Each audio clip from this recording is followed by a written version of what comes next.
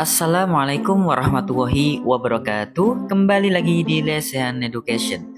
Oke teman-teman, pada kesempatan kita kali ini kita akan melanjutkan sesi buffer bahas FR dari subscriber. Dan pada pertemuan kali ini kita masuk di part ke-23.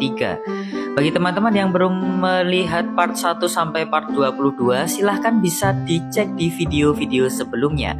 Oke teman-teman, pada kesempatan kali ini kita akan membahas tentang soal TWK, masih di TWK, yaitu tentang pilar negara.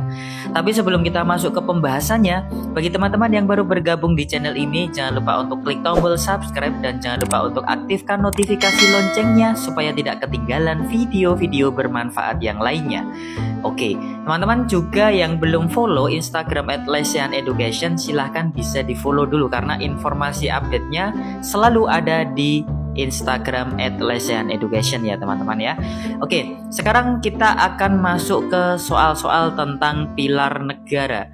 Ya, jadi seperti kita tahu ya, pilar negara ya, di situ ada NKRI, kemudian ada Pancasila, ada Undang-Undang Dasar 1945 dan ada Bhinneka Tunggal Ika. Jadi soal yang akan kita bahas pada kesempatan kali ini itu adalah soal-soal yang tentang keempat topik tersebut. Oke, sekarang kita masuk ke soal yang pertama. Saya bacakan dulu ya teman-teman ya. Jadi berita hoax saat ini banyak beredar di masyarakat dan media sosial. Banyak orang-orang yang sengaja membuat berita hoax tersebut. Ini akan menjadi kekhawatiran sendiri. Selain mengandung unsur atau informasi yang tidak benar, berita hoax juga akan memecah belah banyak pihak. Meskipun banyak peringatan mengenai berita hoax, ternyata masih banyak orang yang tidak bisa membedakan antara berita hoax dengan berita yang benar. Saat ini, kesadaran kritis pelajar dalam menghadapi berita hoax tersebut semakin menurun. Prinsip Bhinneka Tunggal Ika dapat mempertahankan persatuan dalam keberagaman di tengah tantangan berita hoax tersebut dengan cara.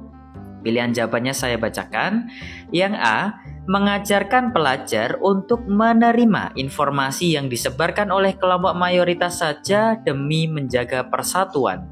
B, mengajak pelajar untuk aktif berdiskusi dan bertukar pikiran dengan berbagai kelompok masyarakat agar memahami pentingnya kebinekaan. C, mendorong pelajar untuk fokus pada pengembangan diri dan kompetensi akademis agar dapat menghadapi tantangan global. D, mendorong pelajar untuk memverifikasi informasi dari berbagai sudut pandang sebelum mempercayainya. E, mengajarkan pelajar pentingnya berpartisipasi dalam kegiatan sosial untuk memperkuat rasa kebersamaan. Oke, silahkan teman-teman bisa menjawab dulu untuk soal nomor 1, videonya bisa di pause dulu. Kalau sudah menjawab, kita akan langsung membahasnya. Oke, jadi penjelasannya adalah prinsip Bhinneka Tunggal Ika itu mengajarkan kita untuk menghargai keberagaman dalam perbedaan. Nah, dalam kasus ini ya teman-teman ya, yaitu tentang berita hoax. Penting bagi pelajar untuk memverifikasi informasi dari berbagai sudut pandang agar tidak mudah terpengaruh oleh informasi yang belum terbukti kebenarannya. Nah, ini sejalan dengan semangat kebinekaan yang mendorong itu saling pengertian dan toleransi. Nah, kalau kita melihat semua pilihan jawaban itu merupakan hal yang positif ya teman-teman ya.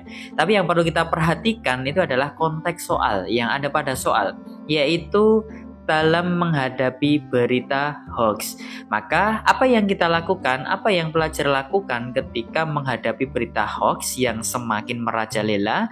Maka di sini jawaban yang paling tepat itu adalah yang D. Mendorong pelajar untuk memverifikasi informasi dari berbagai sudut pandang ya, atau berbagai sumber ini ya teman-teman ya, berbagai sumber sebelum mempercayainya. Jadi ketika mendapatkan informasi atau berita ya, itu kita tidak boleh langsung mempercayainya ya. Jadi kita bisa memverifikasi dulu, kita mencari kebenaran informasi dulu ya, baru kalau benar maka kita bisa mempercayainya, seperti itu. Oke, itu untuk soal nomor 1. Kita lanjut teman-teman, kita masuk di soal berikutnya. Oke, saya bacakan untuk soal nomor 2. Toleransi merupakan sikap saling menghargai, menghormati, dan menerima perbedaan antara individu atau kelompok dalam hal keyakinan, pendapat, atau kepercayaan. Toleransi adalah salah satu hal yang penting dalam menjaga Bhinneka Tunggal Ika di negara kita. Adapun toleransi memiliki beberapa tujuan seperti menciptakan kerukunan sosial, meningkatkan pemahaman antar individu atau kelompok, mendorong dialog dan komunikasi yang konstruktif, membangun keadilan dan kesetaraan, dan menciptakan lingkungan yang inklusif. Berikut yang merupakan sikap toleransi dalam kehidupan antar umat beragama adalah, saya bacakan pilihan jawabannya. A. Persebaran agama dapat dilakukan kepada siapa saja dan di mana saja. B. Setiap agama memiliki tujuan dan cara ibadah yang sama kepada Tuhan. C. Tersedianya tempat beribadah bagi semua umat beragama dan berdekatan. D. Setiap orang boleh berpindah dan berganti agama setiap saat bisa dikehendaki.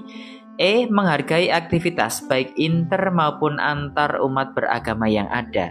Oke, silakan dijawab dulu teman-teman untuk soal nomor 2. Baik, kalau sudah dijawab kita masuk ke pembahasannya.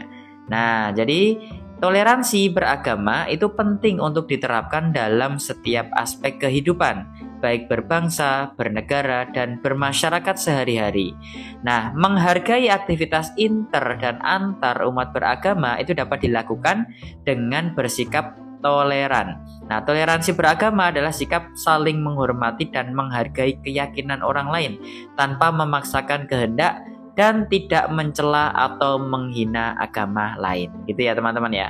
Maka yang paling tepat itu adalah yang menghargai aktivitas inter dan antar, gitu ya teman-teman ya. Bukan hanya bangunan tempat ibadahnya saja, tapi aktivitas ini berarti sudah meliputi semuanya gitu. Oke, maka untuk nomor 2 jawabannya adalah yang E, yaitu menghargai aktivitas inter dan antar umat beragama yang ada, gitu ya teman-teman. Oke, sampai di soal nomor 2. Apakah masih betul semua atau sudah ada yang salah? Baik, sekarang kita masuk ke soal berikutnya. Kita masuk ke soal nomor 3. Saya bacakan dulu soalnya. Amandemen Undang-Undang Dasar UUD 1945 pertama kali dilakukan pada tahun 1999 atau setelah Orde Baru pimpinan Soeharto berakhir, seiring terjadinya reformasi tahun 1998. Sepanjang sejarahnya, Undang-Undang Dasar 1945 telah mengalami 4 kali amandemen atau perubahan dalam kurun waktu dari tahun 1999 hingga 2002 yang dilakukan dalam sidang umum maupun sidang tahunan Majelis Permusyawaratan Rakyat atau MPR. Proses amandemen Undang-Undang Dasar 1945 yang dilakukan oleh MPR memiliki beberapa alasan utama, di antaranya. Saya bacakan pilihan jawabannya. Yang A, pemanfaatan sumber daya alam yang kurang efektif. B, tingginya risiko konflik sosial. C, kurangnya kritik dan saran dari masyarakat. D, adanya dualisme fungsi lembaga negara. E, kekuasaan presiden dominan dan cenderung bersifat personal. Oke, silahkan teman-teman untuk menjawab dulu untuk soal nomor 3. Kalau sudah dijawab, kita akan langsung membahasnya. Oke, jadi pembahasannya di sini ya teman-teman ya. Jadi amandemen terhadap Undang-Undang Dasar 1945 yang dilakukan oleh MPR itu memiliki alasan pokok. Di antaranya adalah untuk membatasi kekuasaan presiden sebagai lembaga eksekutif yang dirasa lebih dominan dan cenderung bersifat personal. Maka di sini jawaban yang paling tepat untuk soal nomor 3 adalah yang E, yaitu kekuasaan presiden dominan dan cenderung bersifat personal. Oke, lanjut ya teman-teman ya. Baik, kita masuk di soal berikutnya, soal nomor 4. Saya baca dulu soalnya. Terdapat 4 pokok pikiran dalam pembukaan Undang-Undang Dasar 1945. Pada pokok pikiran pertama, yaitu tentang persatuan, tertera bahwa negara melindungi segenap bangsa Indonesia dan seluruh tumpah darah Indonesia dengan berdasar atas persatuan dengan mewujudkan keadilan sosial bagi seluruh rakyat Indonesia. Atas dasar persatuan inilah setiap warga negara mengutamakan kepentingan negara di atas kepentingan golongan atau perseorangan. Keterkaitan antara hubungan pokok pikiran pertama pembukaan Undang-Undang Dasar 1945 terhadap pembangunan nasional adalah, saya bacakan pilihan jawabannya. Yang A, pembangunan nasional didasarkan pada kekuatan spiritual yang luhur. B, pembangunan nasional harus dilakukan oleh segenap rakyat Indonesia. C, keberhasilan pembangunan harus didasarkan pada keadilan sosial. D, mengedepankan musyawarah mufakat dalam perumusan rencana pembangunan nasional. E, adanya kesadaran bahwa keberhasilan pembangunan nasional dilakukan oleh seluruh warga negara. Oke, silahkan teman-teman bisa menjawab dulu untuk soal nomor 4. Baik, kalau sudah dijawab, kita langsung ke pembahasannya. Ya, jadi kita bisa perhatikan kalimat ini ya teman-teman ya. Negara melindungi segenap bangsa Indonesia dan seluruh tumpah darah Indonesia dengan berdasar atas persatuan dengan mewujudkan keadilan sosial bagi seluruh rakyat Indonesia. Oke, berdasar atas persatuan. Nah, atas dasar persatuan inilah setiap warga negara mengutamakan kepentingan negara di atas kepentingan golongan atau perseorangan.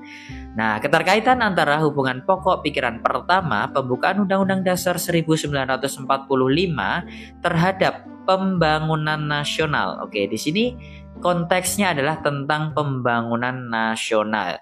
Adalah adanya kesadaran bahwa keberhasilan pembangunan nasional dilakukan oleh seluruh warga negara. Oke, maka di sini jawaban yang paling tepat itu adalah yang E. Adanya kesadaran bahwa keberhasilan pembangunan nasional itu dilakukan oleh seluruh warga negara, gitu ya teman-teman ya. Oke, maka nomor 4 jawabannya adalah yang E. Baik, sekarang kita masuk ke soal berikutnya. Soal nomor 5. Saya bacakan dulu soalnya. Pembukaan Undang-Undang Dasar 1945 merupakan stat fundamental norm atau yang disebut dengan norma fundamental negara, pokok kaidah fundamental negara atau norma pertama yang merupakan norma tertinggi dalam suatu negara. Lebih lanjut, pembukaan Undang-Undang Dasar 1945 merupakan pokok atau kaidah negara yang bersifat fundamental serta mempunyai kedudukan yang tetap dan melekat bagi negara Republik Indonesia. Berikut makna terkandung dalam alinea keempat pembukaan Undang-Undang Dasar 1945 adalah. Nah, silahkan teman-teman kalau mau dijawab, saya bacakan dulu pilihan jawabannya. A, cita-cita negara. B, semangat kebangsaan kolektif. C, motivasi kemerdekaan. D, bentuk dan susunan negara. E, semangat religius kebangsaan. Oke, silahkan teman-teman kalau mau menjawab dulu soal nomor 5 bisa di pause dulu video ini. Ya, kalau sudah, sekarang kita akan membahasnya. Oke, jadi makna pada alinea keempat pembukaan Undang-Undang Dasar 1945 itu diantaranya yang pertama adalah tentang fungsi dan tujuan negara, yang kedua adalah bentuk dan susunan negara, yang ketiga sistem pemerintahan, yang keempat adalah dasar negara. Maka di sini jawaban yang paling tepat itu adalah yang D, yaitu bentuk dan susunan negara. Oke, gimana teman-teman dari 5 soal ini tadi betul berapa, salah berapa? Silahkan teman-teman bisa tuliskan di kolom komentar. Oke, mungkin itu dulu video kita kali ini ya teman-teman. Terima kasih teman-teman yang sudah menonton video ini tanpa skip. Semoga nanti dimudahkan di tes CPNS-nya dan lolos SKD dan menjadi ASN tahun ini. Oke. Mungkin itu dulu ya teman-teman untuk video kali ini. Kalau teman-teman menginginkan di part 24 dan seterusnya, silahkan berikan komentar di kolom komentar video ini. Terima kasih, jangan lupa dukung terus channel ini dengan cara subscribe, like, share, dan aktifkan notifikasi loncengnya supaya tidak ketinggalan video bermanfaat yang lainnya. Terima kasih, sampai bertemu kembali di video selanjutnya. Wassalamualaikum warahmatullahi wabarakatuh.